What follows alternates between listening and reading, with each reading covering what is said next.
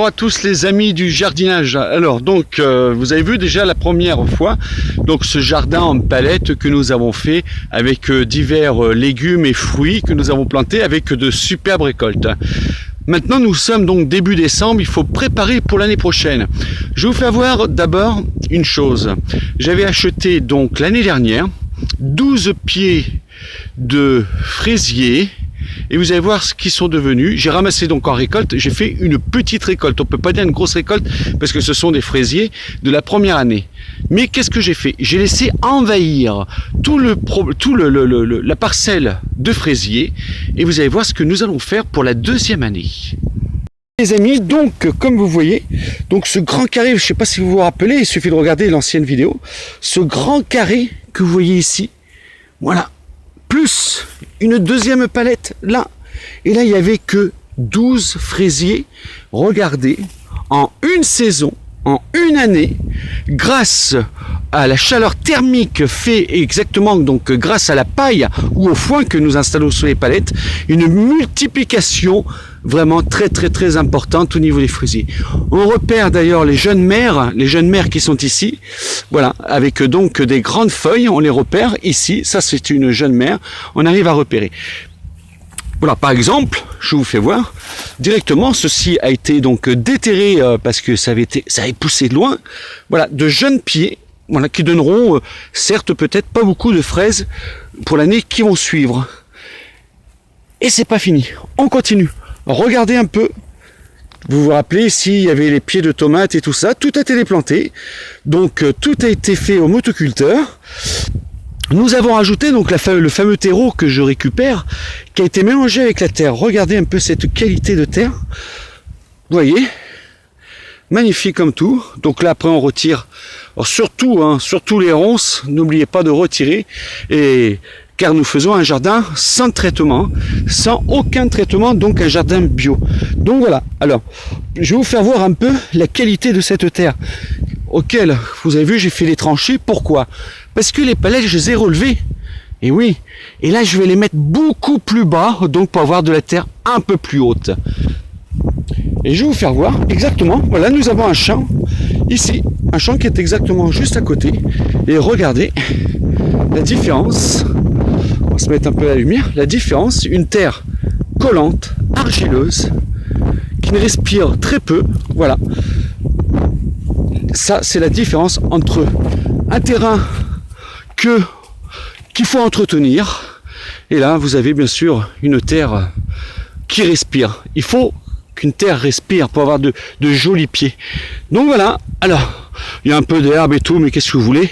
Mais grâce à notre système de palette, la mauvaise herbe, c'est maintenant, ce n'est rien du tout. Ce n'est rien du tout. Très peu de mauvaise herbe. Vous l'avez bien vu d'ailleurs là-bas. Vous n'avez pas vu des grandes tiges à travers toute la saison. Vous avez regardé au niveau herbe, on a rien du tout. Vous pouvez voir à l'intérieur, il n'y a pas d'herbe. Voilà, pas de mauvaise herbe, rien du tout, à part là, la petite tranchée qui est entre les deux palettes, voilà, ce qui est tout à fait naturel. Et nous continuons, donc je vais vous faire voir la présentation. Nous allons rabaisser cette rangée de palettes, et je vous fais voir par la suite. Amis jardiniers, donc palette remis au sol, voilà, donc légèrement enterrée, parce qu'il faut que ça reste quand même avec un trottoir, comme vous pouvez le voir sur le côté. Donc voilà. Alors comme vous imaginez, cette terre qui est aussi noire, ce n'est pas pour rien qu'elle est aussi noire. Rappelez-vous aussi encore sur cette vidéo, parce que j'aime vous faire rappeler, regardez. Allez, celle-ci, ça c'est une terre qui n'a pas été préparée. J'ai juste retiré la palette. Donc là, il reste encore des mauvaises herbes qu'on poussait, puisque la palette a été relevée il y a 3 semaines, à peu près. Donc c'est d'ailleurs à la continuité où il y a les fraisiers. Et regardez cette terre, regardez la différence. Vous voyez comme elle est noire? Vous savez pourquoi qu'elle est noire comme ça? C'est très simple, je vais vous faire voir. Regardez comment que la terre peut travailler, comment d'année en année vous pouvez avoir une terre parfaite. Voilà pourquoi, grâce à la paille. Vous voyez ce qui se passe? Voilà ce qui se passe. Vous avez la paille qui noircit, voilà, qui fermente, mélangé avec de la terre, et ça vous donne ce fameux terreau d'année en année qui s'enrichit, même malgré ce que vous plantez dans votre terre, votre terreau va s'enrichir. Vos plantes vont prendre les illégaux éléments, mais il restera toujours quelque chose dans votre terre pour pouvoir replanter l'année suivante. C'est pour cela que d'année en année, en fin de compte, il y a de moins en moins de travail à faire. Et n'oubliez pas, plus besoin après de petites bêches pour enlever les mauvaises herbes et quoi que ce soit, vous l'avez vu l'année dernière. Donc on va refaire ce travail cette année pour vous prouver que le rendement, ça compte quand on fait un très bon jardin. Voilà, donc nous avons récupéré notre motte avec les fraisiers. Ceux-ci, ce sont des fraisiers donc qui datent de cet été, donc de la première année. Voilà, j'ai retiré un pied, je vous fais voir, voilà, auquel que j'ai séparé le gourmand. Et donc nous allons le recouper, car ça ne sert à rien de garder. On le recoupe ici à peu près. Hop. Et là vous voyez, bon, il y a les feuilles mortes. On retire aussi. Et ensuite, vous repiquez votre fraisier comme ceci. Pas trop profond.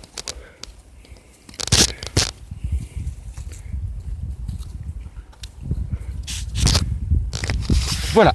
Et nous allons continuer. Prenez votre main. 10, regardez, ça fait 20. 20 du pouce au petit doigt. 20, 40. Et là, nous allons repiquer un autre pied. Les amis, donc vous avez vu la petite palette que j'ai retirée avec l'aide de ma femme d'ailleurs. On a retiré donc tous les pieds de fraisier. Comme vous voyez là, il reste encore. Alors ça, ce sont des petits pieds qui n'ont pas eu le temps de prendre racine. Logiquement, ils vont avoir du mal à vivre. Nous avons gardé un tas que nous allons enlever d'ailleurs toutes les feuilles. Voilà, comme ceux-là. Vous voyez, c'est des racines sèches qui sont pas mal. Alors on peut les préserver dans un frigo. Voilà, comme ça, avec de temps en temps avec de l'humidité. Ou alors on va les mettre en pot pour faire une autre parcelle. Alors je vous fais voir, voilà la plantation. Voilà, donc les fraisiers sont enfin plantés, mais le travail n'est pas fini car l'hiver ne fait que commencer. Il faut se méfier des gelées. Qu'est-ce qu'on fait? Et bien voilà, donc on a été chercher un peu de paille et on paillasse. D'où le terme, on paillasse donc nos fraisiers pour qu'ils soient protégés de l'hiver au niveau de surtout de la gelée quoi. Donc voilà, et venir de temps en temps voir enlever les feuilles mortes et qui commencent à rougir ou quoi que ce soit ou jaunir. Vous retirez les feuilles, mais n'ayez crainte, ça ne veut pas dire que votre pied va mourir, loin de là. Voilà. Écoutez, je vous souhaite une bonne préparation de vos pieds de fraisier. Il faut le faire là en ce moment, en cette période, pendant que la terre est encore humide. Surtout, ne les arrosez pas, parce qu'en cas de gelée de nuit, vos fraisiers, ils vont mourir, donc ce n'est pas la peine. Donc voilà, il suffit de bien replanter, mettre de la paille autour pour garder bien l'humidité dans le sol, et auquel que, voilà, après vous aurez plein de fraises pour la bonne saison. Allez, au revoir à tous, et puis pour une prochaine culture.